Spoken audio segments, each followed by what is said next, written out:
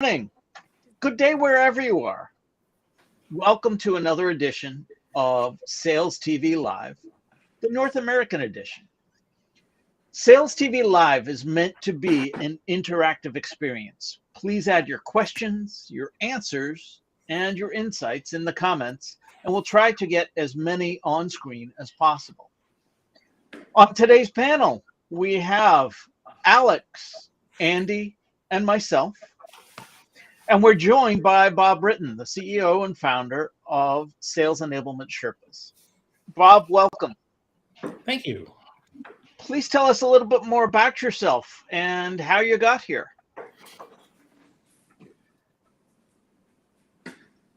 I thought that was directed at Bob. Is it directed It was. Bob? Well, Bob, please tell us a little bit more about yourself. With the script. You're the main man here. Yeah, nobody wants to hear from us, really. Yeah. No, the problem is I'm hearing three different. Are you trying to watch the stream while? No. I hear three. Eight in front of you talks. Oh. Okay. So that could be interesting. So when I speak, can you then hear me echo 3 times? Yes. Oh, Okay. jeez.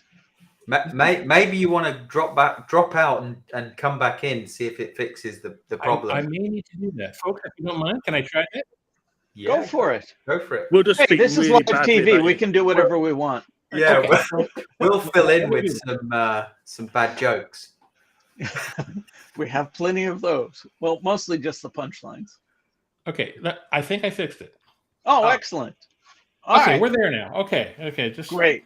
So let's try that again. No, you're not.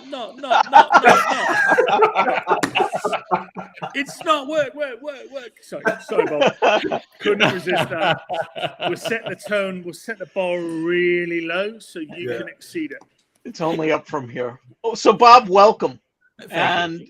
Let's try it Please tell us a little bit more about you and how you got here. Okay. Bob Britton. I call myself the Sales Enablement Sherpa. I've been in sales, how old am I now? 59 and a half. So I've been in sales for 59 and a half years. I always say that we're come out of the womb selling. So we usually do.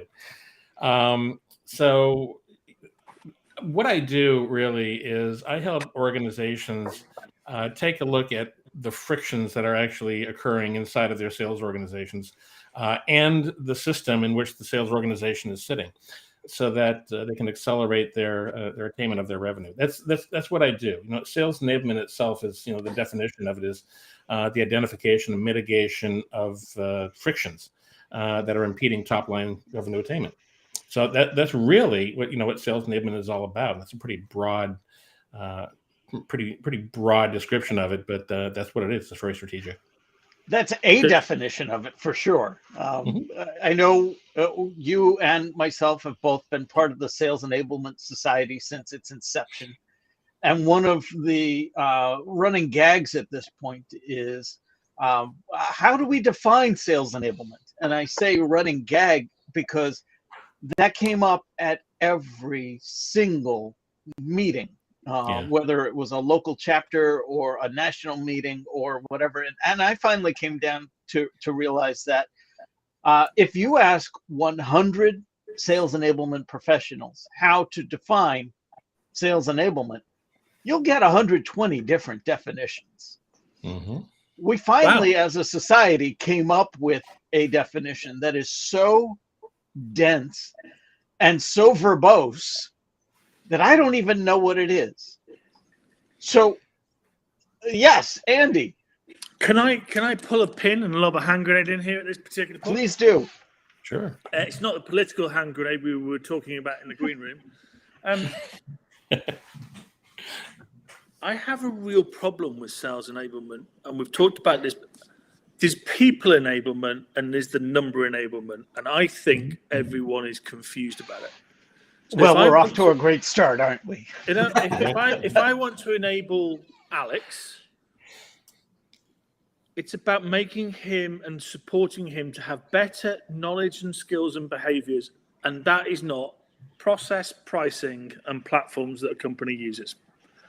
And we have got very confused about that. And I believe most sales enablement people are hired by a company to revenue enable the company, not improve the individual. And when I look about that, I want to make Alex, if I'm going to employ someone for 2 and a bit years, I want to send that individual out a better, improved, more marketable person, more having greater brand, personal brand, than when they hired me. And I think we've lost that complete mission. And I would agree. That's why. Well, let me explain to you kind of why it is that this is happening. Sales enablement as a profession has really been around since, let's call it 2010 or so, give or take a little bit. But what happened was about the mid 2015, 2016 or so, the sales training industry kind of glommed on to the title of sales enablement. And that's when things really started to go wonky. So they sort of misappropriated that term because sales training is not sales enablement. It's a part of sales enablement, but it is not sales enablement. And what happened was the C-suites became as disenchanted about their sales enablement functions as they were about their sales training functions, because they were the same now as far as they were concerned. So if you notice, Gartner and Forrester both came up with this term called revenue enablement. So what they're trying to do is they're really trying to, once again, bring the more strategic aspects of sales enablement back into the scene here. It's just because of the nature of it. It went from being very strategic to tactical, and now we're trying to get it back to strategic. And I don't blame you, Andy, for being a little bit confused about the whole thing. But in terms of what we're trying to do here, if you take a look at like Deming, okay, Edwards Deming, he says you put a good person into a bad system, the bad system is going to win every time. Okay, completely and that is exactly what's happening right now. There's an awful lot of focus on the individual, but any gains that you get there are short-lived because we're not at the same time trying to fix the system that those individuals are living within. And there's an entire ecosphere that actually interacts with the sales organization that really does, the random acts of enablement tend to really screw things up as compared to a more coordinated approach to enablement. And I love that, Rob and Bob. We talked about. Okay, sorry, and I do love it because I lived in 2 big American organizations, GE and Sun Microsystems, and you talk about frictions. And the moment you said that, I did seriously want to come out with a gag. But this is a serious point because I felt between 2 big organizations, I was the oil in the San Andreas fault. And I love what you said there, and I truly do. But what I'd love to see is, okay, stop putting the sales individual in the organizational problem. Fix your organizational problems, and then enhance and help the individual enhance their own personal brand. And we seem to have this washing machine effect of, well, actually, we'll lob it all in there and see what comes out. And the reason we talk about this, we've talked about this in a couple of episodes, is you pick any 2 organizations, Bob, and I'd love your opinion on this. And fundamentally, both of them have got a corporate brand. But when the salespeople pitch up from each organization to the same customer, it's not the corporate brand that wins through, it's the personal brand of the individual that wins through. But very, very, very little is done to understand the professionalism of the personal brand of the individual. And what I'd like to get is your understanding of how do we kind of separate the 2 streams and let's sort the corporate problem out, and let's help the individual enhance their own brand. And if they don't want to enhance their own brand, well, they probably don't want to be in the corporate brand. They need to be somewhere else. So how the hell do you do that? First of all, you have to make sure that they have an understanding that they're pretty much the closest thing in the company that they're going to come to as far as an individual contractor, an independent contractor. So sellers really, if you think about it, are the most independent people in the company. Once they start talking to a customer, all bets are off. They are doing their own thing. They're also the boundary function between the company and the rest of the world.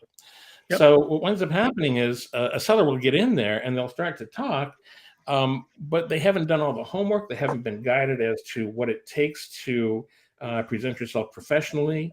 A lot of the times, really, let's face it, when you're talking to a customer, it's not about your company anyway. When you're first talking to them, it's about them. It's about the people you're talking to. So, what you have as a brand should be, my brand is to focus on you, the customer. That is what I do. The fact that we have a product here that can probably fix what it is that you have a problem with is secondary to the fact that you have a problem. So let's really diagnose this, make sure you understand your problem well, and what is a solution that will actually work for you. One of the things that I do, Andy, is I help them understand. I'll paint a picture for them. Picture your organization, when I'm talking to a customer, as a boat on a river.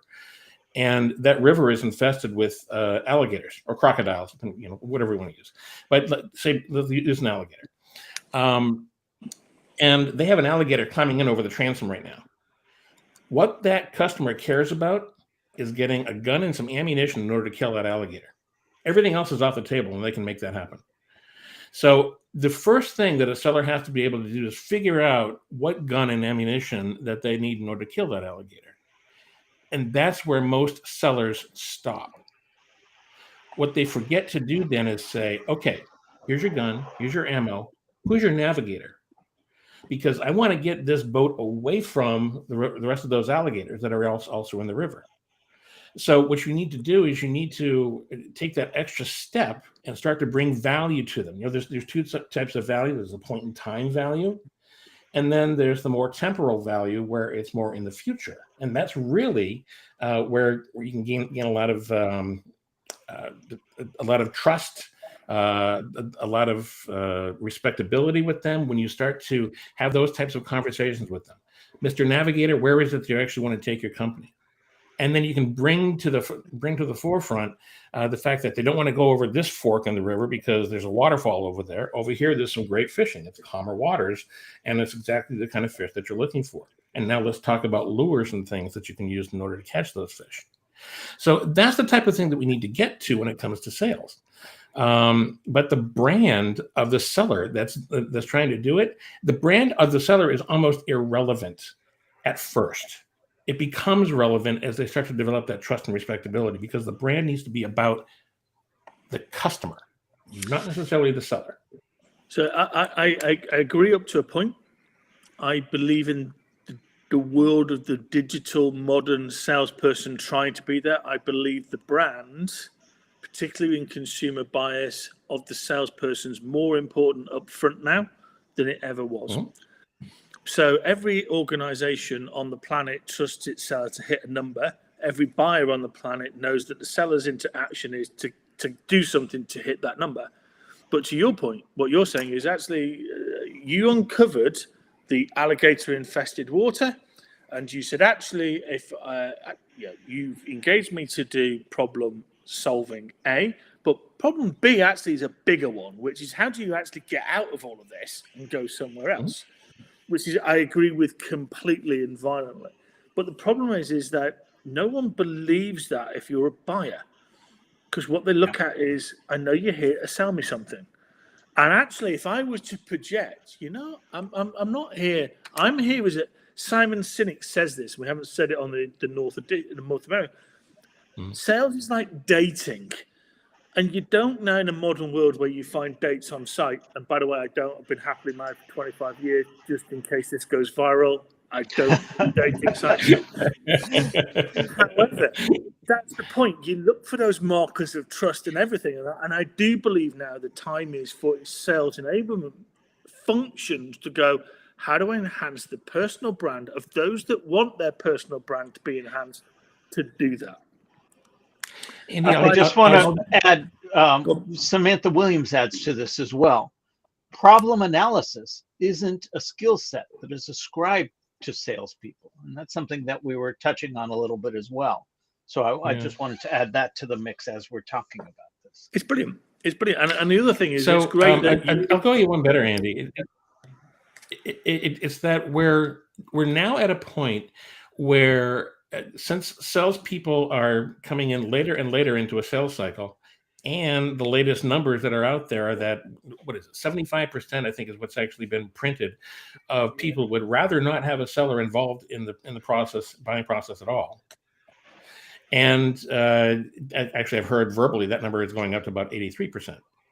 So we're at a point where it's becoming less about sellers and more about marketing. So you take a seller out of the mix, and it's a marketing. You're doing revenue generation by marketing. So really, the first time that a seller is going to get involved is going to be 70%, 80% of the way through, and that's only in a portion of them, because we're moving toward, since you mentioned digitization, we're also moving toward commoditization. So we're moving toward things being in a marketplace where sellers are not involved at all, where people simply find something that they need online. It's the buy from Amazon or buy from Dell type of paradigm that we're moving toward. So, but that's what does that do for us? I think that is a number that we love, but we don't look at the number behind it. And the number behind it is 52% of transactions end up in no transaction. They end up in the status quo. So the issue is, you're right, people hold salespeople out, but over 50% of the time they look for a solution to their own described problem, it ends up in the status quo. Go back 30 years, and I know we're playing tennis over the same equal side, so it's almost, but go back 30 years, that wasn't a problem. They'd welcome you and I in and go, you know what, Andy, I think I've got an issue. Where do you think my issue is? And there was this whole piece. It's the distrust that corporations, and we found it out this morning by accident on the EMEA episode, is that actually corporations don't trust their own salespeople enough, which is back round to the things that you and I were talking right at the start of this. So why the hell do we expect buyers to trust us? And here's the really interesting point about this, and I put it out on LinkedIn. A buyer in company A works with a seller in company B, and we think that the trust issue is there. But actually, is the trust issue the fact that a buyer in company A doesn't work in an environment where his own organization trusts their own sales force? So he pitches up and goes, every seller that comes across my pitch, we don't trust our own salespeople. They don't hang around long enough. So why would I trust anyone in my supply chain? And actually, here's the bit in SalesTV which I'm really interested in, is that why don't we embrace our salespeople as the most fundamental, as you said, the boundary spanners, and love them more, give them personal branding more, help them be more brilliant, and don't say it's about the number. The number is clearly important, but the number comes as a consequence of lots of other stuff, but we just treat everybody as a number carrier. Yeah, so numbers, I always say that numbers are a barometer of how everything else is going. And they're the laggingest indicator that you have. So there's an awful lot of stuff that goes into that number, and you really have to focus on the leading behaviors before you get to the lagging indicators. So the interesting thing here is that when it comes to the branding, because salespeople have a bad reputation in the first place when we come into it. We already have two strikes against us, to use American baseball terminology. We have two strikes against us coming into the game.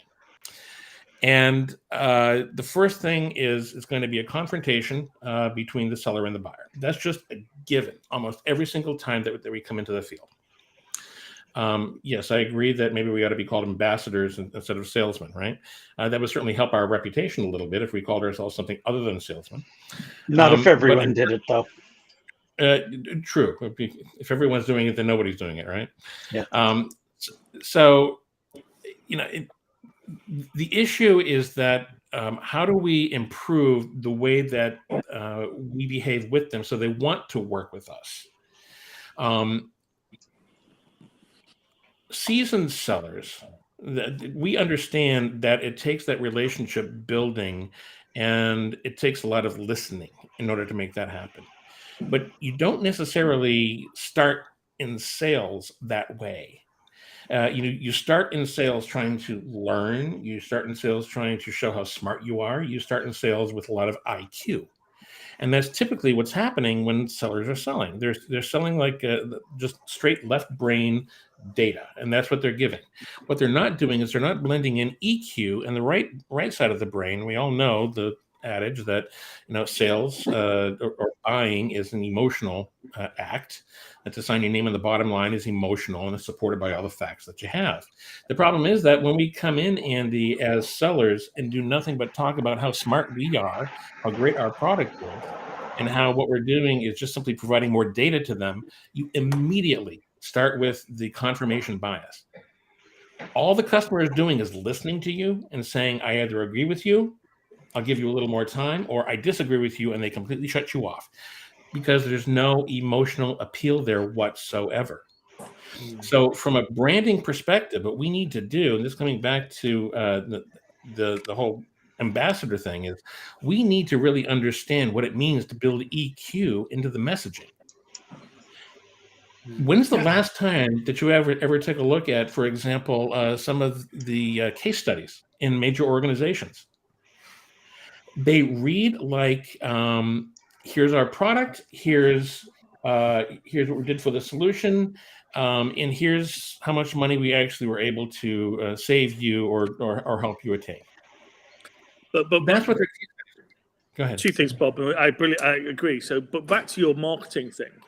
If you were to take 6 companies in the same industry and took out specific words that might be for their product, most of the marketing messages today are the same.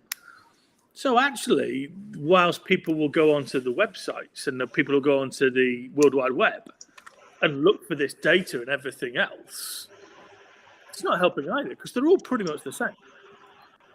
They are. Matter of fact, the stat I saw was that 64% of people cannot differentiate one vendor from another based upon their online footprint. So you add that brilliantly. I love this. It's like Wimbledon, isn't it? It's like McEnroe versus golf. Hey, we're off. Shall I step in here? Yeah, you please. Shall I step in here because Adam Fear said you have an opinion, so you better have an opinion right now, mate, because he set you up. If you fail, Adam's going to be disappointed. Yeah, Adam. No pressure. Hello, mate. Good to see you pop up here. No, I think you're sort of set. I think you're trying to set it up, Andy and Bob. It sounds like you've got a kind of a clear view on the kind of the role of sales and the role of marketing. And to add to some of the stats,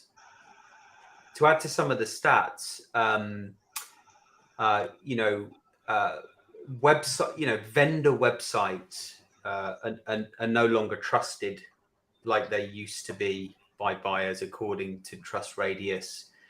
Vendor blogs and articles that are written and white papers that were once the carrot, to grab the lead, are no longer trusted in the way that they used to be. And buyers are turning to communities and their friends and their colleagues to get advice on, who they should talk to about solving their problem. And so I do think that marketing as a function, B2B marketing as a function, doesn't work like it used to.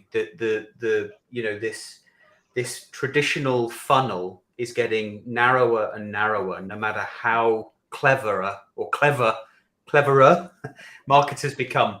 And so I think the pendulum shifts towards the seller, and not just the seller, but others within an organization, to build those relationships, to activate their networks on social media and digitally, to develop their personal brands, as Andy was talking about, in order to attract those buyers, the target audience, towards the brand. The problem is they don't get the at-bats to do that. So you have to interact with them in order to be able to do that, right? Coming back to the messaging aspect of it, though, and the funnel, product puts out an idea of what it is, that their concept of what the market wants. Marketing then grabs what product says and says, okay, let's see if we can't fine tune it for a vertical and a sub vertical, and then they bring it down to the level of persona. marketing is really geared towards selling to things like, the CEO of this, the director of that. That's really where the messaging is actually geared when it comes to marketing. And when sales gets a hold of it, that's when they start to personalize it down to the individual. So that funnel is where the seller itself is taking that messaging and making it personal, right to the person. The problem is that as sellers are removed, the onus of personalizing that message is now shifting over to marketing. Marketing doesn't know how to do that. Not well, anyway. Or most of them don't. I shouldn't say broad terms, but most marketers do not understand what it means to sell. So the problem is, how are they going to make something personal, a message personal, without ever knowing who the person is on the other side? Yeah. Think what's going to happen here. What's going to wind up happening here, Alex, is it's going to drive the cost of customer acquisition through the roof, because now they're going to have to go and look at some company that's aggregating this person's individual online footprint to try and build what this person might be like online, and that's rather than actually talking with a person. Yeah, but that's okay then, because no, it's not. That's not a problem, because AI is on the way. It's going to save us all. That's figured out. I, for one, look forward to the day that the AI robots take over, and I look forward to serving them. We're all fantasizing about a world where humans exist. Nobody exists anymore apart from the data people who build AI, and then the rest of the world just deals in and out. It'd be like 3 people on the planet. Yeah. The difference between sales and marketing, in my view, is the direction of conversation. Marketing is a one-way conversation only. They don't listen. They don't get feedback. They certainly don't on a one-to-one exchange. Whereas sales, that's all they can do, is have that two-way exchange. So it's one thing to have marketing broadcast a message, even broadcast it to the individual. There's never anything reciprocal. Well, I think once you become reciprocal, you're not marketing anymore. You're sales. Yeah, I think. Well, you're human. Yeah, well, that too. But no. I mean, but I'm trying to add a light-hearted little thing about this, and it's brilliant that we're in the North American episode and we have a Britain. I love that. If we can find more of those, but let's be kind of semi-quick. Every decision we make as human beings is based on emotion. It doesn't stop when you walk through your company headquarters or your corporate, and then you justify it or you try and justify it with fact. And that's not going to disappear with technology. That's right. Because if you then look at, we've all talked about it, and I know Tim's not on it because he's that, but we talk about this. And I've followed Matt for a long, long time, and I think he's a guest on the Northern American episode pretty soon. Yeah. And this is not a jolt, but it's like the data as an academic that they have gone and looked at is off the chart. There is no academic ever that has been able to gather the data points that the jolt effect Matt and Ted did. I think they proved the model by listening to, with technology, 8,300 calls, and they then proved out the model with 2.3 million. And we're in a world where we fear fucking up. I'd put the fucking up in there to kind of going to Americanize it and kind of who knows where Andy's going to go. But that's the point, isn't it? We all fear failure, and therefore in this world we don't make decisions anymore, and that's the problem. It doesn't matter about marketing or selling. We just are crippled by and even as sellers we do it. Let's be honest. As salespeople buying anything, we just go, "Oh, is that a good decision? Is that a bad decision? Is there any more data points?" If I have to go and justify this to my wife, which I have to do on a lot of buying decisions, why? I mean, I know Alex has to justify a lot to his wife, like why she should mow the lawn. Yeah. Thanks, Andy. No problem. Previous episode, by the way. No problem. Yeah, and even Matt and Ted talk about the importance of salespeople developing one's personal brand. Yeah. I mean, personally, I think that is going to be the differentiator in the future, if it isn't already today. Is a salesperson's ability to share their values and beliefs, and that being the thing that differentiates them, as opposed to the sales message that they've tailored to the nth degree, because everyone's doing that now. Yeah, I mean, go back to your first sales job, wasn't it? And love that you're actually Jacqueline is just Jackie. Sorry, I don't know you informally enough maybe to call you Jackie, but there you go. Yeah. And what I want to know, Jackie, if you could put it in there, did he buy the freaking lawnmower? Yeah. Yeah, you can answer that, Jackie. I want to bring up Connor's comment because I don't hear this enough at home. Rob has it, as in Rob is right. Marketing is a monologue and sales is a dialogue. Sales is more focused, but marketing has to be broad to reach marketing has to be a broad reach to gain attention. It's in their name. Marketing is speaking to the market. Yeah. Bob, we've uncovered a lot of different problems here. What are a few things that sales organizations can implement right now to start addressing some of the issues they're having when it comes to hitting their revenue goals? Over to you, Bob. No pressure. So I would say, first of all, the age-old problem of bridging that gap between sales and marketing, that's not going away anytime soon. We have to bridge that first. It's not getting solved anytime soon either, is it, Bob? Probably not, except now what's really interesting, what's happening in the marketing shift is that now they are a source of revenue. They are now on the hook to bring in X dollars into a company in a lot of organizations.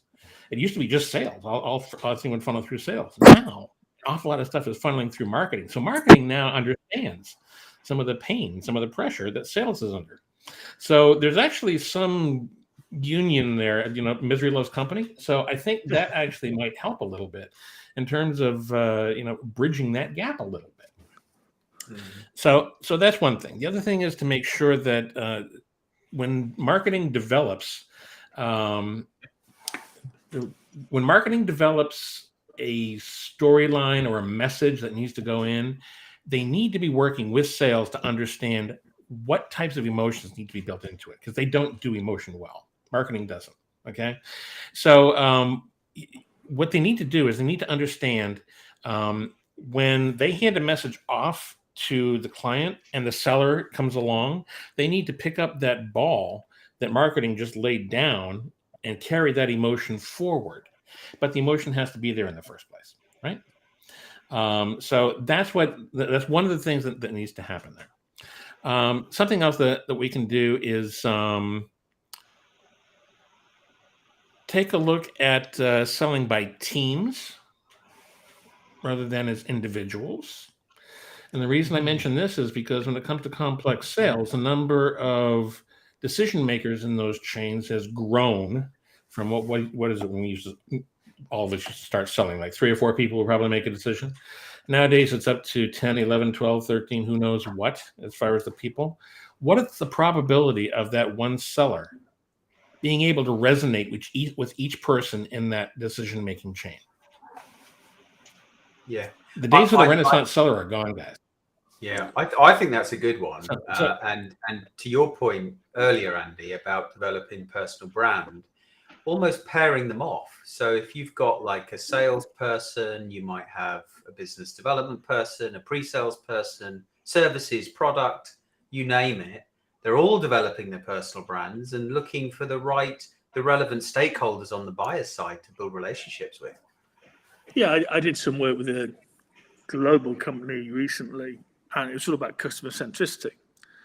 But I then did some work with a office supplies organization, and so let me connect it to the office supplies organization. Their senior management team was like, well, what makes your salesperson different from your competitors? Because you've both got a corporate brand, and your marketing, to your point, Bob, your marketing people are out there creating all kinds of wonderful widgets and God knows what to create your corporate brand. But when the salespeople, because all the salespeople from those different competitors will get in front of Rob, the customer, what enhances that corporate brand? And surely it's the brand of the individual that does that. And that's back to the sales enablement piece, which is that's not about their product knowledge. That's not about their pricing knowledge. That's not about their platforms and company processes.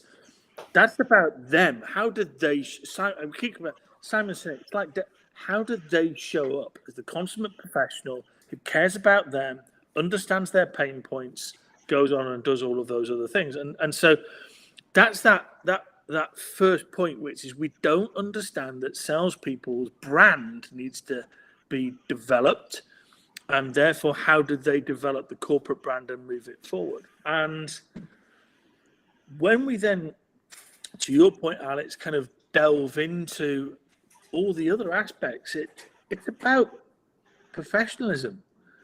And what we don't seem to think as a world of sales leaders and corporations, that buyers have completely and utterly changed. They're not the buyers that we grew up with 30 odd years ago. They're looking for all the consumerism points that come along. They're looking for all the traits of trust. They're looking for stuff, and we've missed it.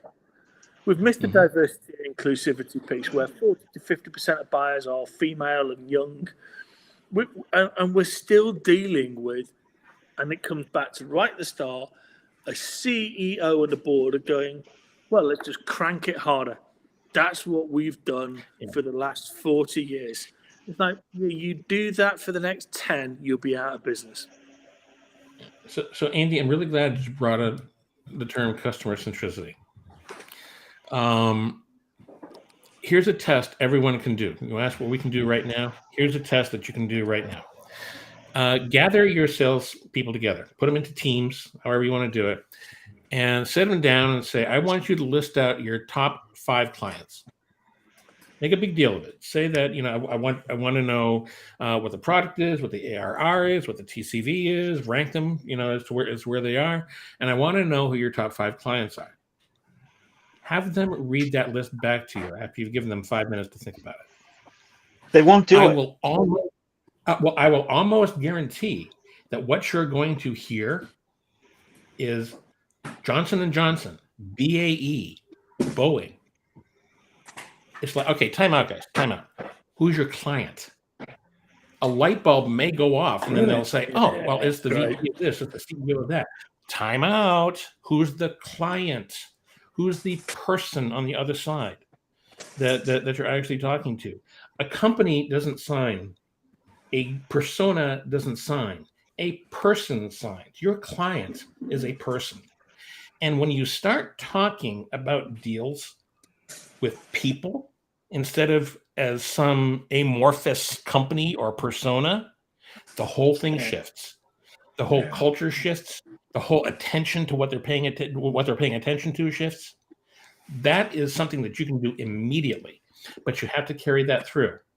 Frontline sales leaders do it with their sellers, and then the frontline sales leaders do it with their CRO. The CRO does it with the C-suite, and before you know it, you have an entire organization that's starting to talk about not Boeing, but Steve Wynn over in Boeing. Okay, so that is how you start to drive that shift. But until you start to do that, it's never going to happen, because it still is always at the head, up in the C-suite, about numbers, not about people. That I have to say, Bob, and I mean this sincerely, is a seismic shift in the conversation, and I completely and utterly support that. Yeah, and so does Conrad Slater, by the way. But that's exactly right. But then doesn't this come back to we talk about it's humanity? Actually, someone's got to go in there and go, yeah, it's not Boeing, it's that person, that person, that person, and that person. And how do we map our skills and our relationships onto those people? Yep. And in a world where it's hard for one person to do that, which is why we need the team approach. So because everybody has a different personality. But you know what happens, Andy, is that nobody or I shouldn't say nobody, very few people take the time to really figure out who it is that they actually have at their disposal as far as the team is concerned. They don't assess their people to find out what their competencies are. They don't do any kind of a test to say, okay, this person is, let's do disc 3. This person is a C. They're going to probably resonate best with another C. This person is an S, probably going to resonate best with another S. So how do we figure that out? How do we match up person with person at the emotional level? Until they start giving that credence to it, it's not going to change. Yeah. So I think that could be a good challenge for this week, Andy. If we ask the community, do you know? Have you thought about your top 5 clients from an individual perspective, not a brand perspective? Last week we had a challenge, which was when we had Tech Lubiertz on. How many contacts are you connected to on LinkedIn in each of your target accounts? So we were thinking along the lines of what you're describing there, Bob, and we used the term multi-threading. I don't know if that's a term you would also use, or for some reason you don't. But I think what you were describing is multi-threading, if I understand the definition of multi-threading. From a computing standpoint, yeah, I got it. Yeah. Yeah.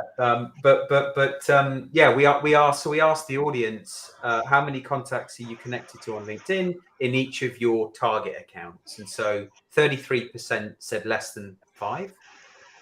0% said between 5 and 15, and interestingly, 67% said more than 15.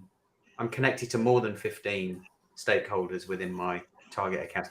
Now, I don't think we had enough votes in order to have a good base of analysis, but interesting nonetheless. But if you guys are happy, I'm happy to create that poll to ask the audience following this call.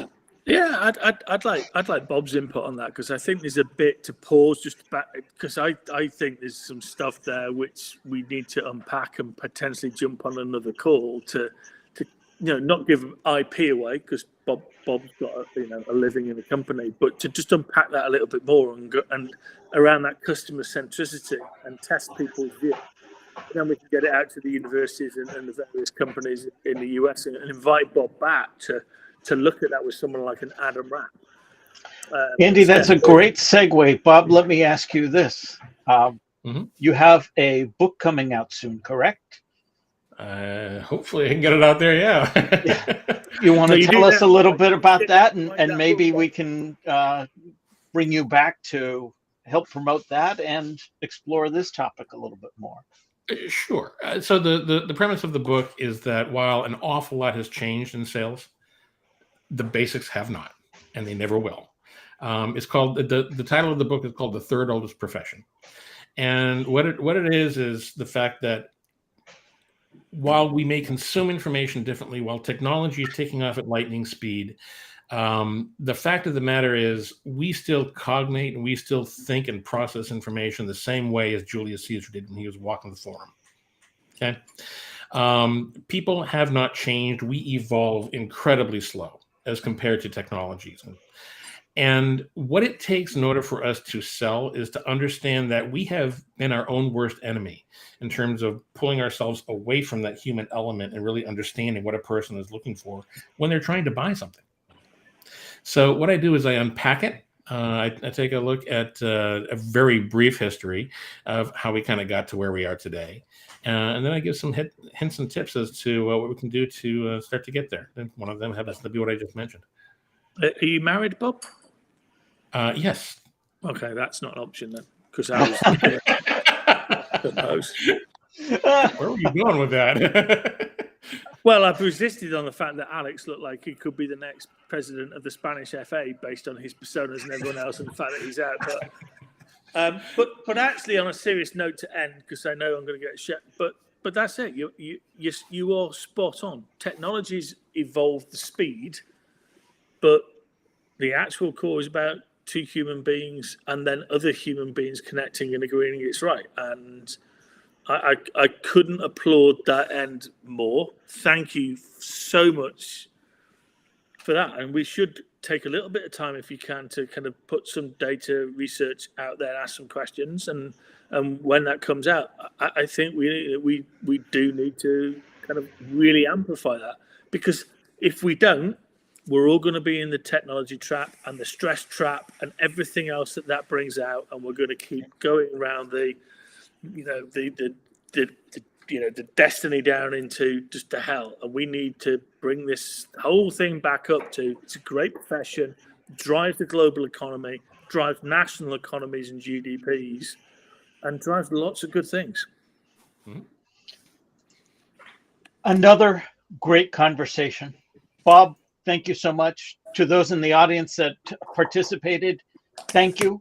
You can continue this conversation in the SalesTV group on our LinkedIn group page.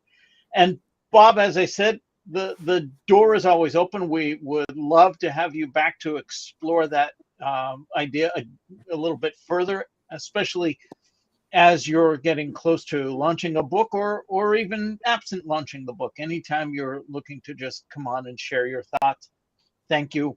You are most definitely welcome anytime. I appreciate the platform, guys. Thank you very much. On behalf of myself, Andy, Alex, our audience, Bob, this has been another edition of SalesTV Live, the North American edition. I want to thank you, and we'll see you next week.